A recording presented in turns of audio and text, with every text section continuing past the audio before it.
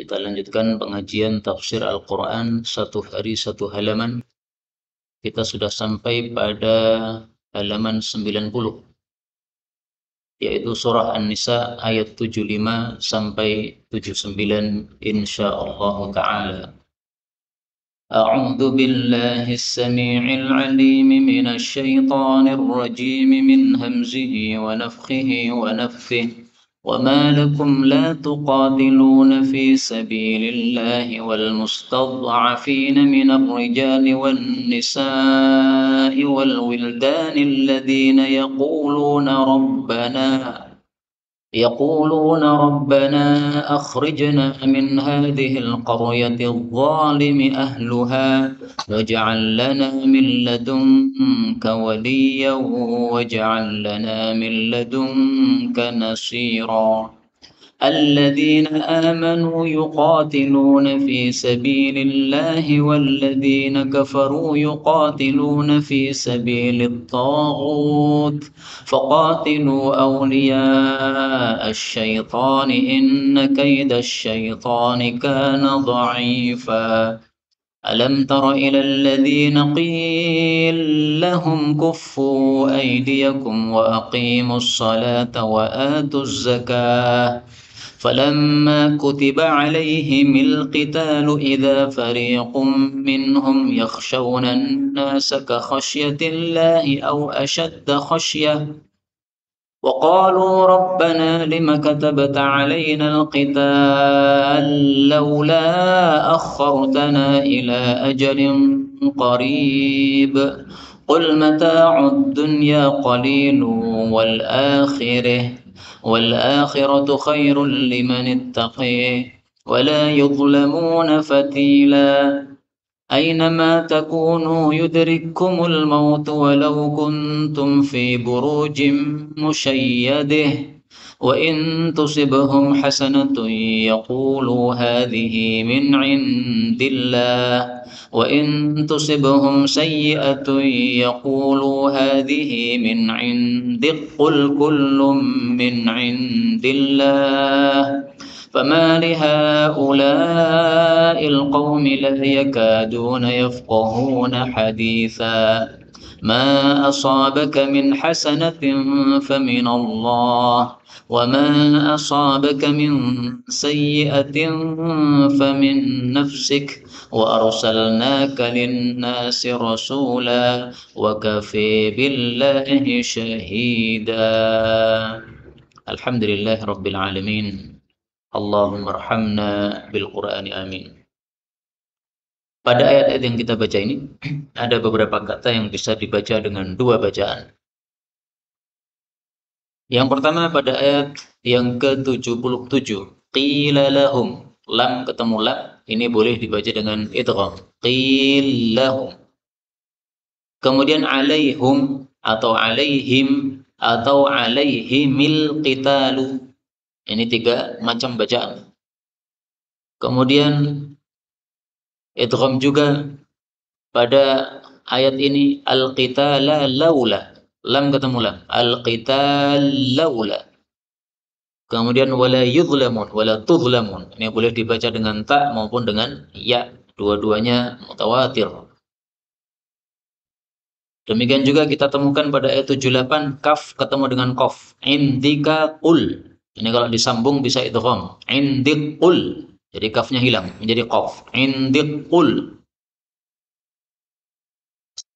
Ini semuanya adalah qiraah mutawatirah yang sumbernya dari Rasulullah sallallahu alaihi wasallam.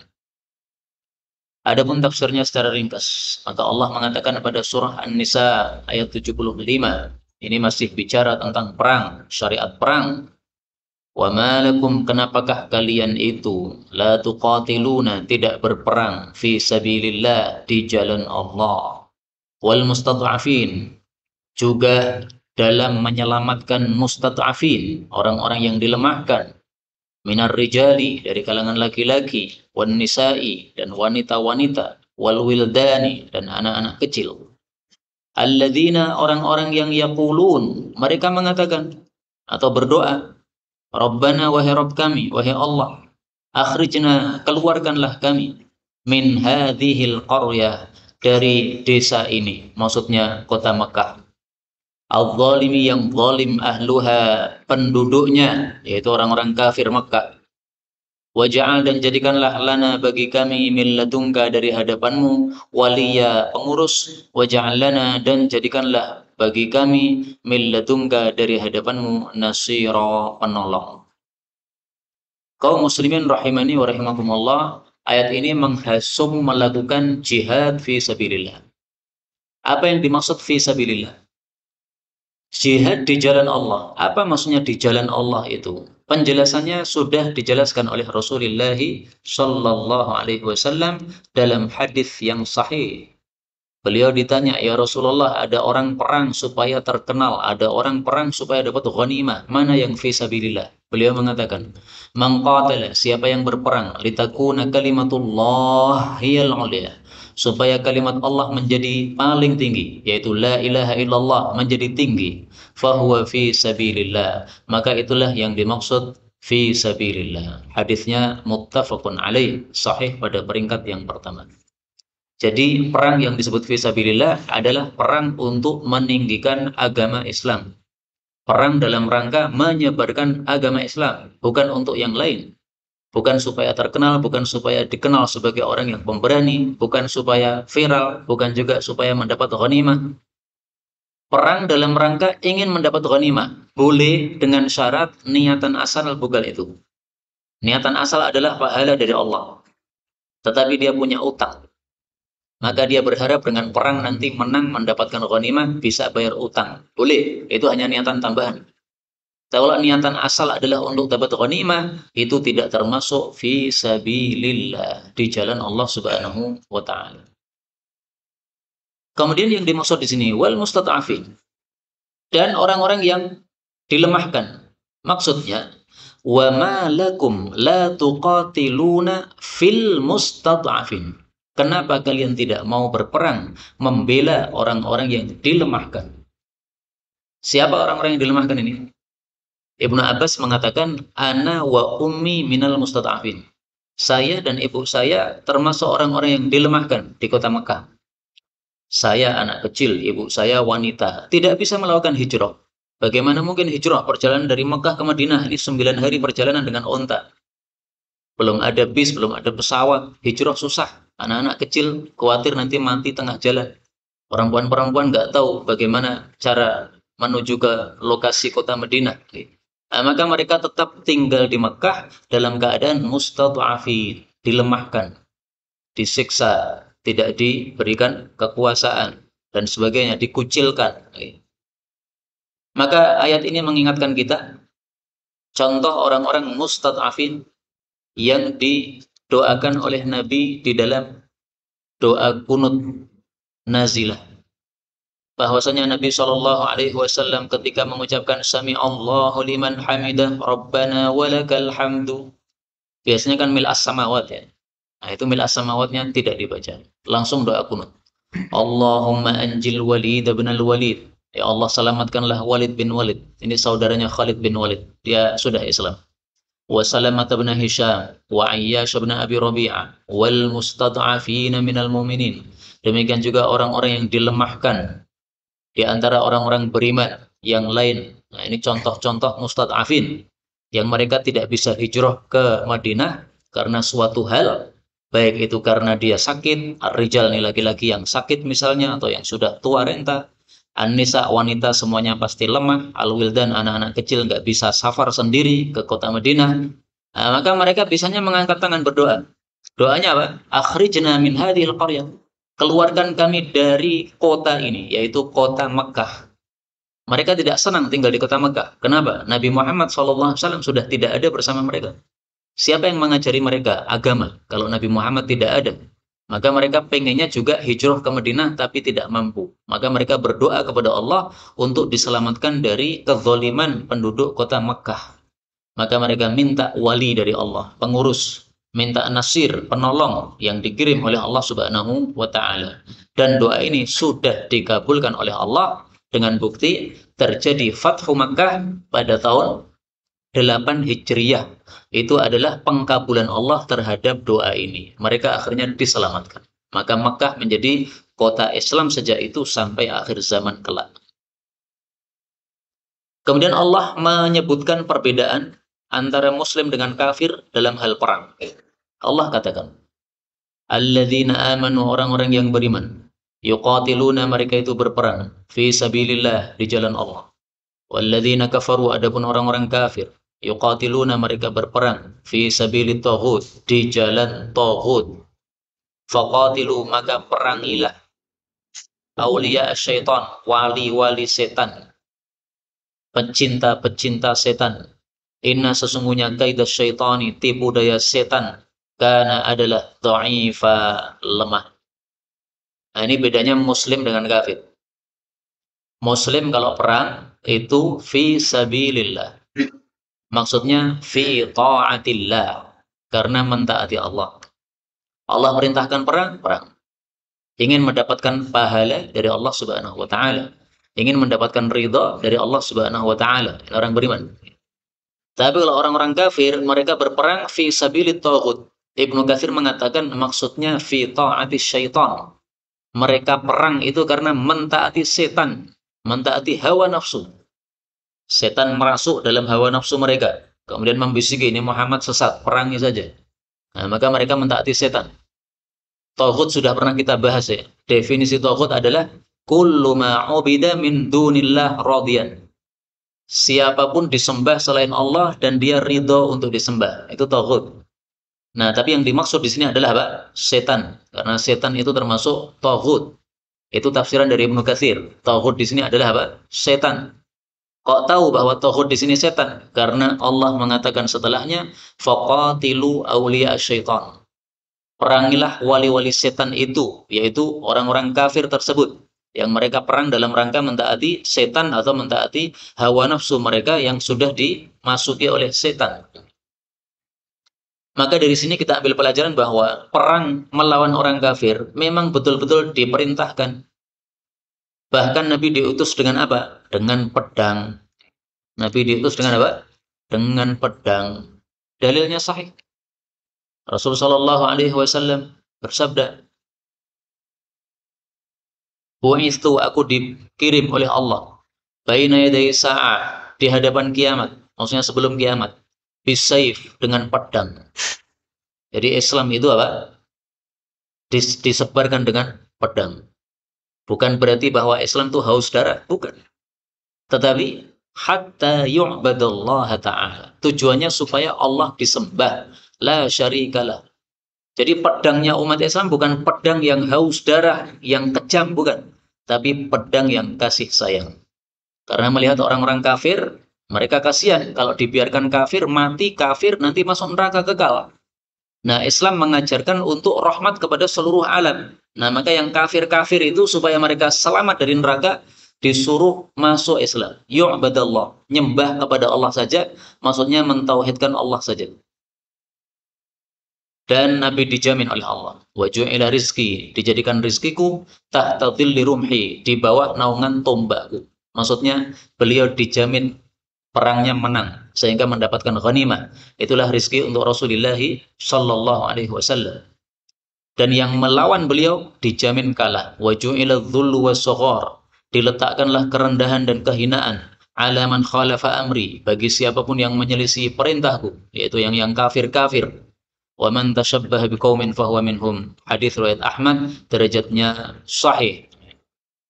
Nah, ini hadis menunjukkan bahwa memang Islam mengajarkan perang, memang Islam itu dibangkitkan, diutus dengan pedang, ya, sebagaimana sabda Nabi Shallallahu Alaihi Wasallam. Tapi bukan pedang yang kejam, tapi pedang yang rahmat. Kemudian di sini Allah mengatakan bahwa tipu daya setan itu lemah. Buktinya, orang-orang kafir ketika mereka perang, kemudian kalah, mereka lari terbirit-birit. Tidak berani lagi bangkit. Tapi kalau umat Islam tidak. Mereka perang kemudian kalah, mereka cari tahu apa sebab kalahnya ini. Ini pasti kita berbuat salah. Contoh kasus dalam perang Uhud. Perang Uhud itu awalnya menang, kemudian kalah, akhirnya apa? Menang lagi. Nah, maka itu menunjukkan umat Islam beda dengan orang kafir. Orang kafir begitu kalah sudah lari terbirit-birit. Karena mereka tidak mikir pahala sama sekali. Tapi kalau orang Islam yang dipikir adalah pahala atau ridho dari Allah, sehingga perang kalah pun mereka tidak masalah. Yang penting masih mendapatkan pahala dari Allah Subhanahu wa Ta'ala. Karena itulah Allah mengatakan di dalam surah An-Nisa ayat 104, In takunu ta'lamun, kalau kalian itu luka-luka, fa innahum ya'lamun. Orang kafir juga luka-luka, sama. Kama ta'lamun, sebagaimana kalian juga luka-luka. Tetapi bedanya wa tarjuna minallah, kalian mengharap dari Allah ma la yarjun, apa yang mereka tidak harapkan. Umat Islam luka, nah, dia mengharapkan ini luka ada pahalanya, maju terus, bangkit terus. Kalau orang kafir karena tidak punya harapan sama sekali kepada pahala dari Allah Subhanahu wa Ta'ala, sehingga begitu luka, begitu kalah, mereka langsung lari. Ya, itu menunjukkan tipu daya setan itu lemah. Ya. Mereka membisiki orang-orang kafir, tapi begitu maju perang, kalah, mundur semuanya. Berarti tipu dayanya apa? Lemah. Dan di sini akan saya tampilkan dua dalil menunjukkan setan itu lemah. Setan itu apa? Lemah. Pertama, hadis tentang musibah. La taqul ta'isa syaitan. Kalau kamu terpeleset, jangan mengatakan setan nalas. Fa innahu ya'dhum, karena setannya malah membesar. Hatta yasira mithlal bait, sampai sebesar rumah. Wa yaqulu bi quwwati saraqtuh, dia mengatakan dengan kekuatanku aku bisa membanting dia sehingga terpeleset. Walakin akan tapi qul, ucapkanlah kalau terpeleset bismillah. Karena kalau kamu mengatakan bismillah, tasaghara, setan mengecil, hatta yasira mithla dzubab, sehingga sekecil lalat. Hadis riwayat Abu Dawud, derajatnya sahih. Di setan sangat lemah. Setan yang bentuknya agak gede, nggak tahu berapa, kita nggak pernah lihat ya. Nah, begitu kita ngomong bismillah, nah itu langsung mengecil, kerdil. Nah, berarti lemah sekali dia.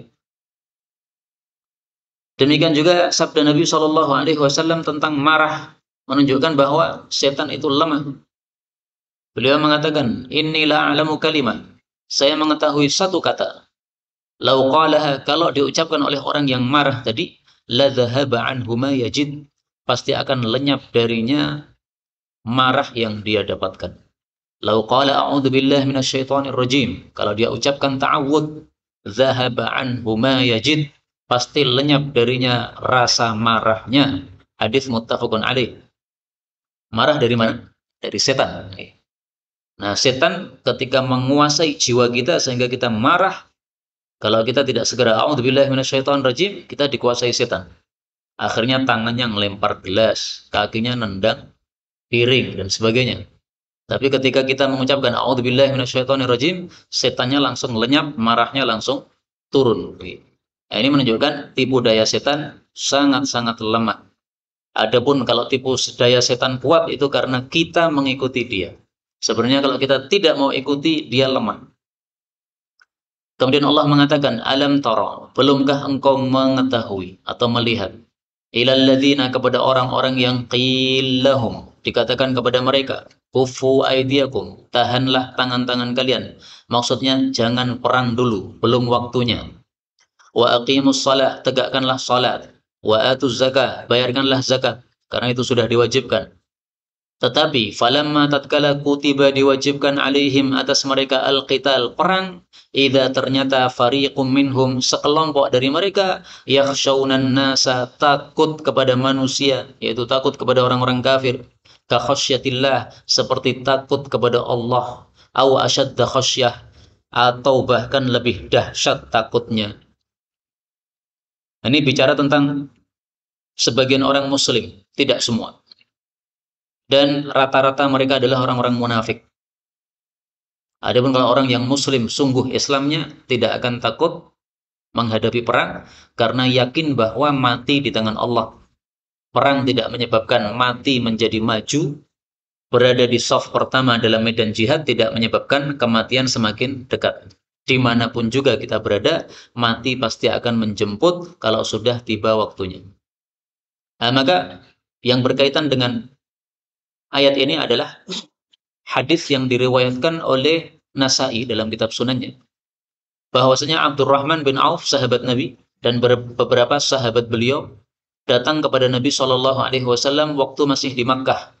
Mereka mengatakan, ya Rasulullah, kita dulu berada dalam kemuliaan waktu kami masih kafir. Tapi sekarang ketika kita sudah masuk Islam, malah kita jadi rendah sekarang. Direndahkan, disiksa-siksa oleh orang-orang kafir.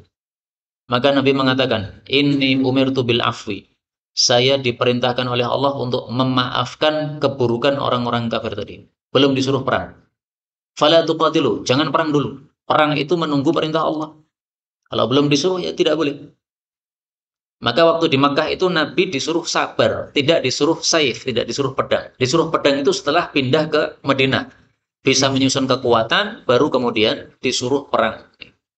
Falamma hawwalana Allah ilal Madinah. Ketika Allah sudah memindah kami ke Madinah, maka barulah Allah menyuruh kami untuk berperang. Ternyata sebagian mereka malah kafu, tidak mau perang. Maka Allah turunkan ayat ini menegur. Apakah kamu belum melihat orang-orang yang dikatakan kepada mereka, tahanlah tanganmu, jangan perang dulu. Tegakkan sholat, bayarkan zakat. Tapi setelah betul-betul perintah perang turun, mereka malah jadi mundur, kecut hatinya. Nah, ini berarti tidak sesuai dengan ucapannya yang dulu. Kita ambil beberapa faedah. Faedah yang pertama, tidak boleh kita mengharap-harapkan perang sebelum waktunya. Sebagaimana sabda Nabi Shallallahu Alaihi Wasallam, la tatamannau liqa'al adu. Janganlah kalian itu berangan-angan ketemu musuh. Wasalullahal afiyah. Mintalah kepada Allah sejahtera. Fa idza laqitumuhum, tapi kalau betul-betul ketemu musuh, fasbiru, maka sabarlah. Hadis muttafaqun alaih. Jadi kalau tidak ada perang seperti sekarang ini, di Indonesia nggak ada perang, itu jangan berangan-angan. Mudah-mudahan PKI muncul, mudah-mudahan beleh-belehan lagi. Jangan begitu. Nggak boleh seperti itu. Kita malah disuruh oleh Allah untuk minta afiah, sejahtera. Sejahtera itu apa? Sejahtera itu as-salamah minal makruh. Selamat dari segala yang tidak disukai, itu namanya sejahtera. Tidak ada musuh, itu sejahtera. Tidak ada sakit, itu sejahtera. Tidak ada masalah, itu sejahtera. Tapi kalau Allah takdirkan ada musuh, fa idza laqitumuhum, bertemu musuh, fasbiru, sabar, jangan lari. Jadi berangan-angan ketemu musuh nggak boleh, lari dari musuh juga tidak boleh. Berangan-angan musuh datang tidak boleh, menjauh dari musuh yang datang juga tidak boleh. Ini ajaran Islam, sangat mulia sekali. Jadi Islam itu bukan mengajarkan perang, mengajarkan damai. Adapun mengajarkan perang itu dalam rangka untuk menyelamatkan orang-orang yang akan tersiksa di neraka. Faedah berikutnya. Ayat ini, wa aqimus shalah wa atuz zakah, tegakkan salat, bayarkan zakat, menunjukkan bahwa di Mekah sudah wajib salat dan sudah wajib zakat. Hanya memang belum ada nisab-nisabnya. Nisab zakat belum. Okay. Jadi kalau emas sudah mencapai 20 dinar, itu wajib zakat. Nah, itu belum ada ketetapan seperti itu. Kalau onta 5 ekor baru wajib zakat, sapi 30 ekor baru wajib zakat, kambing 40 ekor baru wajib zakat. Penetapan nisab itu di Mekah belum ada. Tapi secara umum zakat sudah ada. Yang punya duit zakat, yang punya duit zakat. Faedah berikutnya. Di sini Allah mengatakan fariqum minhum yakhshawnan nas. Sekelompok mereka takut kepada manusia. Jadi tidak semua sahabat Nabi takut kepada manusia. Maka saya katakan tadi, rata-rata yang takut itu adalah siapa? Orang-orang munafik. Kalau orang-orang yang muslimnya betul-betul Islamnya bagus, tidak mungkin takut ketika turun perintah perang tadi. Nah, tapi kalau kita merasa takut kepada musuh, ada ajaran dari Rasulullah Shallallahu Alaihi Wasallam bagaimana berdoa menghadapi rasa takut. Karena adalah Nabi idza khafa qauman, apabila takut kepada suatu kaum, qala, beliau mengucapkan doa, Allahumma inna naj'aluka fi nuhurihim wa na'udzubika min syururihim. Ya Allah, sesungguhnya kami jadikan Engkau pada dada-dada mereka. Nuhur itu dada atas ini. Jadi supaya mereka didorong oleh Allah supaya mereka nggak bisa menyerang kita. Dan kami berlindung kepada Engkau dari keburukan mereka. Hadis riwayat Abu Dawud sahih. Ada seorang ustadz cerita sama saya, naik motor tidak bawa SIM, pas ada cegatan polisi. Maka dia takut, maka dia teringat hadis Nabi ini. Ini doa bagi orang yang takut. Maka dia baca, Allahumma inna naj'aluka fi nuhurihim wa na'udzubika min syururihim. Dibaca terus, dibaca terus. Ternyata dia melewati polisi nggak ada yang nyegat, Pak. Dipersilahkan, lanjut, lanjut, Pak. Masya Allah. Bisa dicoba nggak? Tapi nanti kalau tetap dicegat jangan nyalahkan saya. Panjenengan ra khusyuk doa nih. Kalau dicegat jujur saja. Saya nggak punya SIM, Pak. Nggak ada duitnya untuk beli SIM. Kalau emang nggak ada. Kemudian kita lanjutkan.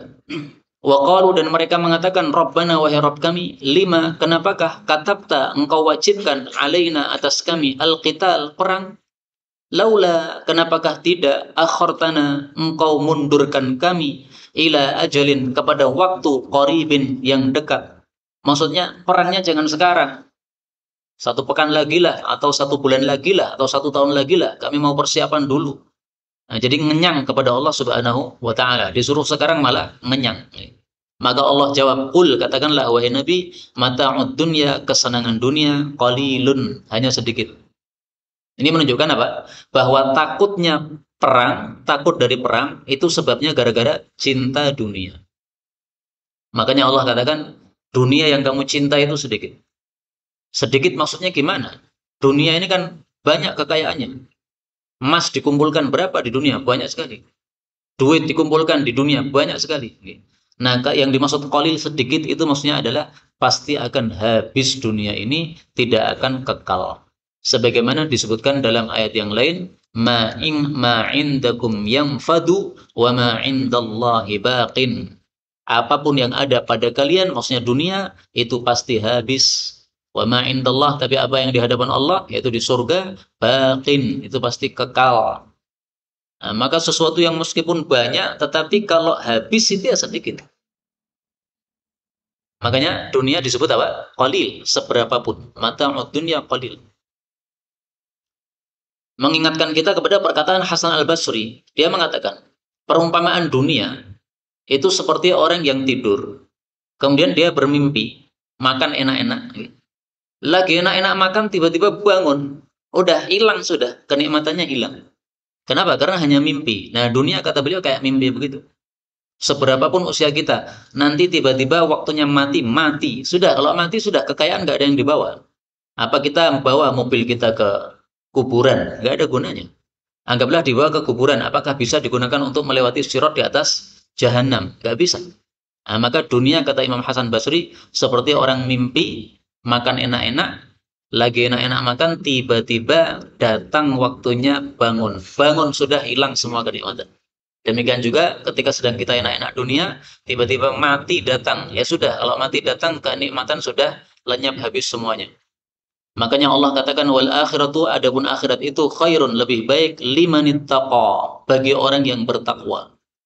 Maksud ayat ini menurut Ibnu Katsir adalah akhirat bagi orang yang bertakwa lebih baik daripada dunia dia. Jadi kita misalnya sekarang ini kaya misalnya. Nah, ketika kita mati, kondisi kita di kuburan itu lebih baik daripada kondisi kita di dunia. Berapapun kekayaan kita. Misalnya ada seorang muslim yang dia miliarder, duitnya banyak sekali. Nah, begitu mati semua kekayaan ditinggal. Apa yang dia tinggal itu kalau dibandingkan dengan kenikmatan yang dia dapat ketika sudah masuk alam akhirat kuburan, itu jauh lebih baik yang di kuburan. Makanya tidak ada ceritanya orang muslim mati pengen balik hidup, nggak ada. Karena itu, kalau menurut teori saya, panjenengan setuju atau tidak terserah.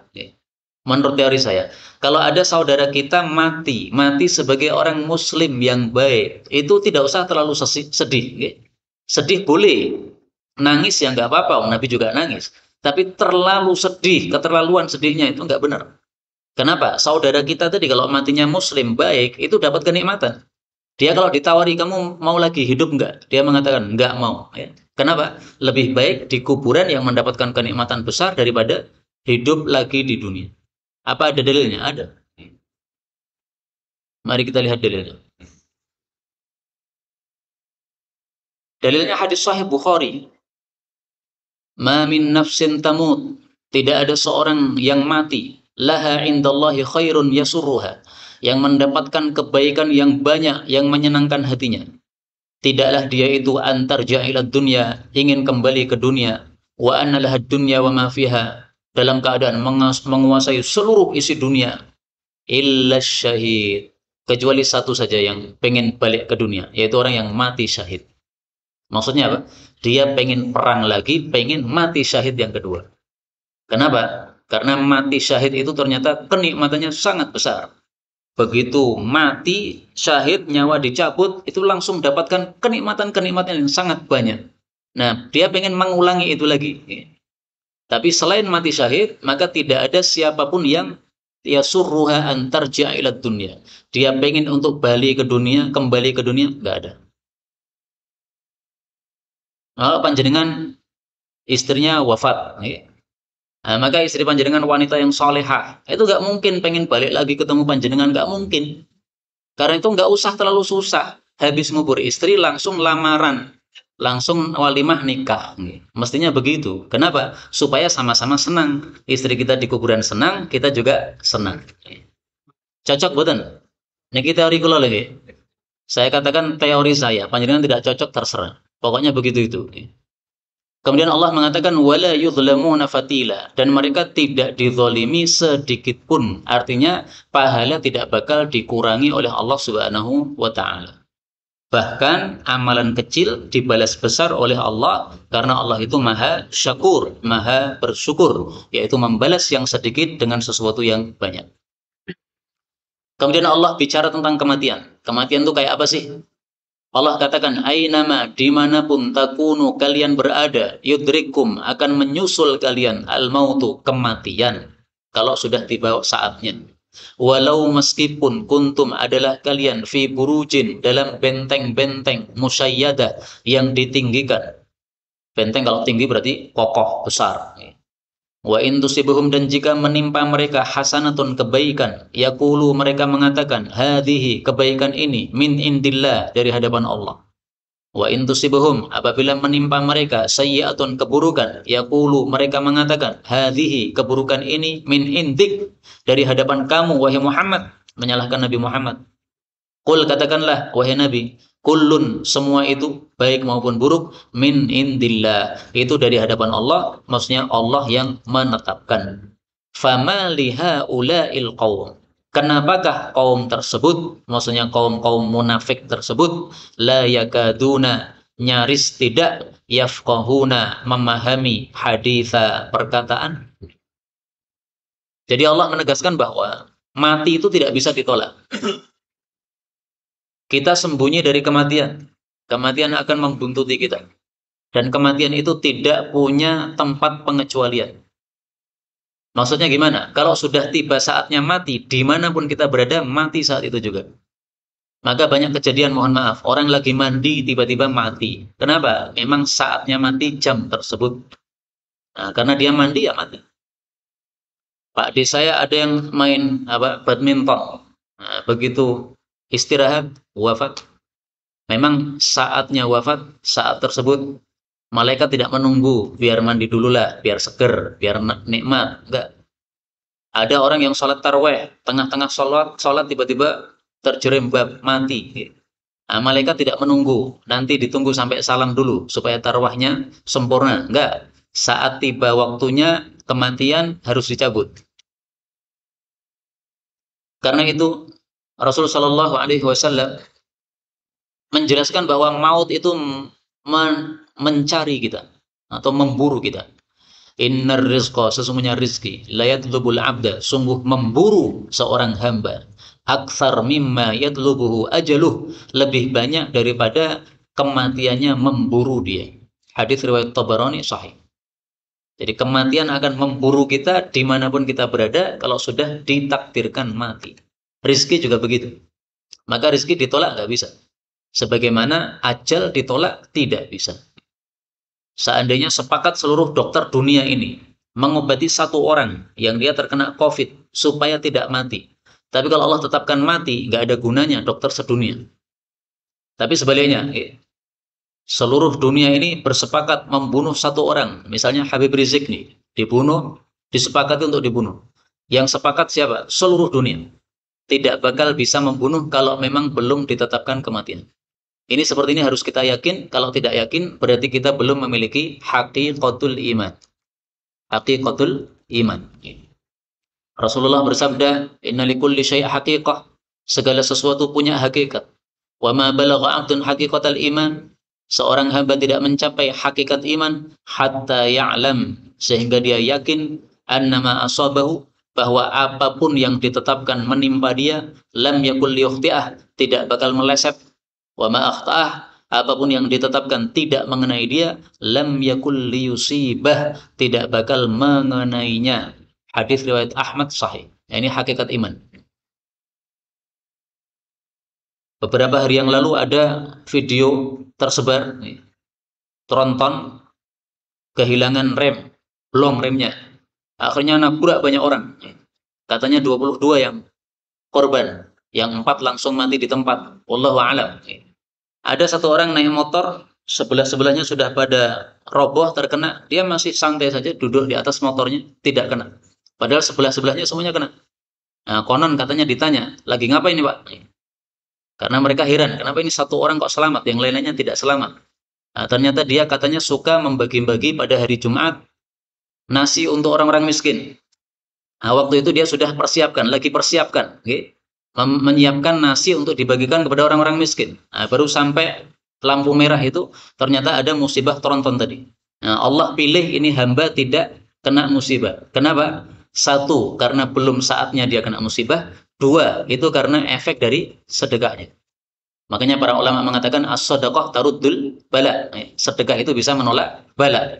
Itu bukan sabda Nabi, tapi itu adalah makna dari sabda Nabi. Kalau sabda Nabi yang lafalnya seperti itu, as-shadaqah taruddul bala, tidak ada. Tidak ada dalam kitab-kitab hadis yang mu'tabar.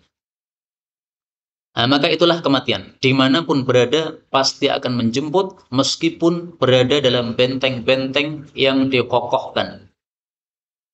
Ada satu cerita disebutkan oleh para ulama, ada orang yang takut mati, akhirnya dia dibuatkan satu benteng yang kuat. Sehingga sebab-sebab kematian itu tidak ada. Tapi ternyata Allah tetapkan kematian dia dengan sebab laba-laba. Laba-laba ini punya racun. Nah, dia menyentuh laba-laba tadi, mati juga. Nah, maka meskipun sudah dibentengi, kalau Allah tetapkan mati di benteng tadi, tetap mati juga. Kemudian Allah bicara tentang orang-orang munafik. Orang munafik itu kalau mendapatkan hasanah, kebaikan, misalnya perang menang atau rizki melimpah atau tanahnya subur, mereka memuji Allah. Ini dari Allah nih. Tapi kalau yang datang sebaliknya, perangnya kalah atau terjadi paceklik atau musibah-musibah mereka terima, mereka menyalahkan Nabi Muhammad. Hadhihi min indik. Ini gara-gara Muhammad ini. Gara-gara kita masuk Islam jadi kayak gini. Dulu sebelum masuk Islam, tokonya rame. Gara-gara masuk Islam, tokonya sepi. Ini gara-gara Muhammad ini. Ya. Agamanya agama sial, membawa kesialan. Nah, maka ini mirip dengan perkataan kaumnya Nabi Musa alaihi salatu wassalam. Yattayyaru bi Musa. Pada surah Al-A'raf ayat 131. Fa idza ja'atuhumul hasanah, kalau datang kepada mereka kebaikan, qalu lana hadhihi. Mereka mengatakan memang kami berhak mendapatkan ini. Wa in tusibhum sayyi'ah, tapi kalau mereka mendapatkan keburukan, yattayyaru bi Musa, mereka menganggap sial dengan sebab Nabi Musa wa man ma'ah, dan orang-orang muslim yang bersama beliau. Allah jawab, ala innama ta'iruhum indallah, musibah mereka itu di hadapan Allah, bukan Nabi Musa yang membuat, tapi Allah yang menetapkan. Maka di sini Allah katakan kullun min indillah, kebaikan maupun keburukan semuanya dari Allah. Jadi kalau kita dapat musibah, musibah dari mana? Dari Allah. Kita dapat nikmat, nikmat dari mana? Dari Allah. Tapi kemudian Allah menjelaskan bedanya musibah dengan nikmat. Ma asabaka, apapun yang mengenai engkau, min hasanatin, dari kebaikan, fa min Allah, maka dari Allah. Wa ma asabaka, apapun yang mengenai engkau, min sayyi'ah, dari keburukan, fa min nafsik, maka dari dirimu sendiri. Maksudnya dari sebab dosa-dosamu. Wa arsalnaka, dan kami utus kamu wahai Nabi, linnasi untuk para manusia, rasula sebagai rasul, sebagai utusan, wa kafa, dan cukuplah billahi Allah syahida sebagai saksi, yaitu saksi bahwa Nabi Muhammad betul-betul Rasulullah sallallahu alaihi wasallam. Jadi teori Quran adalah kalau nikmat mendatangi kita itu semata-mata karena karunia Allah. Bukan karena kita hebat sehingga harus dapat nikmat, enggak begitu. Itu semata-mata karunia Allah. Adapun kalau keburukan menimpa kita, maka sebabnya adalah min nafsik, dari sebab dosa kita. Dan ini ditegaskan oleh Allah dalam ayat yang lain.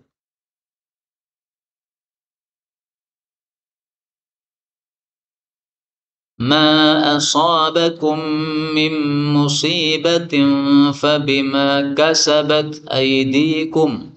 Apapun yang menimpa kalian dari musibah-musibah, itu gara-gara tingkah-tingkah tangan kalian, maksudnya maksiat yang kalian lakukan. Wa ya'fu an katsir, tapi Allah memaafkan dari banyak amalan-amalan. Jadi seandainya semua dosa kita langsung di-cash, dibalas oleh Allah, balasannya cash, itu kita musibah tiap hari, Pak. Tapi karena Allah maafkan, maka musibahnya kadang-kadang sakit, lebih sering sehat. Nah, itu gara-gara Allah memaafkan. Anggaplah Allah tidak memaafkan semua dosa-dosa kita. Pasti sakit setiap hari, pasti. Disebutkan dalam hadis mirip dengan tadi. Wa ma ya'fu aktsar.